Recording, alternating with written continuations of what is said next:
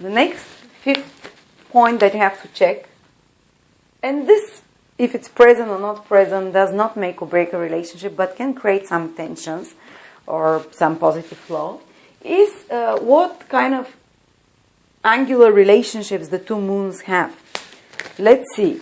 How do you see that? Just go to the chart of one of the people. You'll find the moon, let's say, here. And you have to position with your mind or maybe with a pen on top of the chart the moon of the other person in the sign where it falls. So go to the planetary detail table of the other person, check the sign. Maybe it says this person, maybe it says that the partner has moon in Virgo. And find where Virgo is here on this wheel, or if you're using this one. Find where Virgo is. Maybe Virgo will be here, It will be written with VI. And then place mentally the moon of the other person here. And now we'll see the angular position of the moon. We want the moons, we do not want the moons to be in a 2-12 position or 8-6. This is the only negative one. We want it to be in, 7 from each other. We want it to be in 3rd, 11th from each other. We want it to be in 4th, 10th from each other. These are all good. And basically, actually, there is another one which is in the middle. It's plus and minus when it's in the 5th and 9th from each other. It's not so painful as these two, but it's not so good also as those positive ones. And how do you find out this? You always start counting from the sign of the moon. Always. This is the first sign. 1, 2, 3, 4. So these two moons are in a relationship of 4, 10. Because, why 4, 10? Because if you come from this moon, it's 1, 2, 3, 4, 5, 6, 7, 8, 9, 10 signs. So basically the distance is 4 from one, 10 to the other. This is productive relationship. This is basically these two people spur each other. They make each other kind of, they trigger change in each other. There is like more, somehow the angular relationship between the moon is more productive and more constructive. It's called constructivism. How constructive you can be together. Constructivism. How constructive the relationship is overall. How you can create things together. Or say the other person's, if this is Virgo, has a moon in Leo. Let's say Leo is here. You find where Leo is and place the other's moon mentally there. What is the relation? 1, 2, 3. 3, 11. It's a positive one. We like when the relationship, the moons are in 3, 11. Because there is 11 signs from this one to the other, or 3 from this one to this. Because then the 3rd and 11th sign from each other, this position, angular position, is a position of friendship. There is like 3rd and 11th house naturally in astrology rule friendships, siblings, communication. So these people have a good communication usually. They're able to be constructive together through good communication, through good, friendship probably as well. When it's in the 4th, 10th, like the previous time when I showed you, the 4th and 10th relationship is the relationship of 10th house is progress, is goals and careers. 4th house is emotions and feelings. So these two people kind of are constructive when it comes to family life and when it comes to careers as well and goals on the outer level. But it's positive. Or it's very good when, say this person has moon in Gemini, and then you see that the other one has it in Sagittarius, and when you find Sagittarius here, you'll find that they're opposite each other, 7 signs from each other, 1, 2, 3, 4, 5, 6, 7. 7 is positive. We talked already also in the respect that it's very good to have the moons in opposite signs because the flow of the distance from one moon to the other is the same. So there is like equal roles, a little bit more equality in the relationship.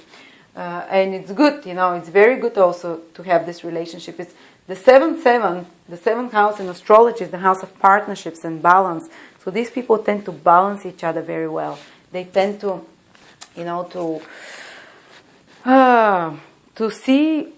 to be like the opposing ends of the same rod, and they kind of, they complete each other in a sense. It's also good to have moons in the same sign, 1-1, you know. Basically, both moons are in the same sign here, or whatever. You see one has moon in Virgo, the other one you check has moon in Virgo. That's a good constructive relationships again, because they have very similar emotional nature.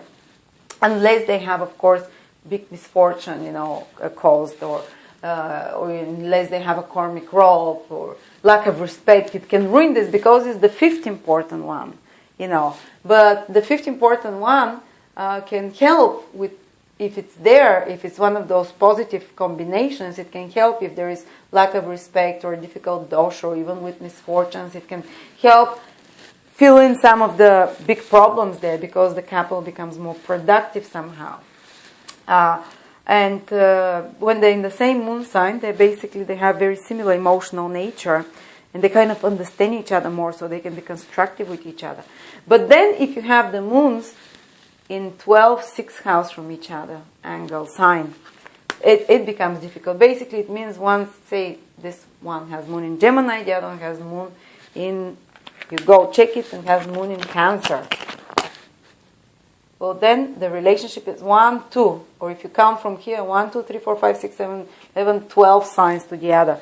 12, 11, 2, 11 relationship, basically when the moons are next to each other, in the signs following each other, it's more difficult now, because 12 and 11 house, 12 house in particular is the house of sacrifice. So there is some kind of a sacrifice that has to be made in those relationships. There is some kind of someone will give a bit more than receive a bit more.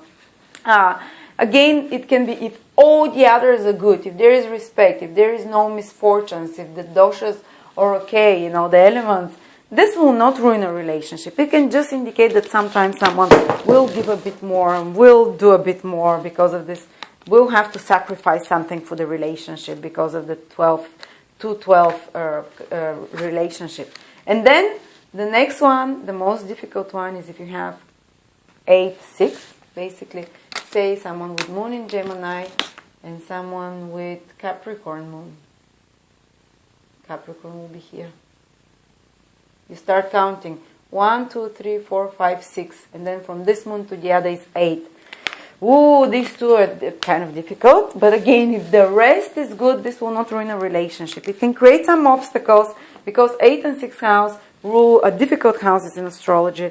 When someone triggers the 6th house from your moon, it is kind of enmity. There are more arguments and quarrels. 8th house is power struggles. There are some more difficulties to overcome, like there is a bit of clash of energy.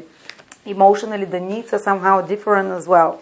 And there is friction, definitely. There is definitely friction. These two houses, 8 and 6, one is control, the other one is enmity and overcoming difficulties. So these issues prop up into the life of these two people.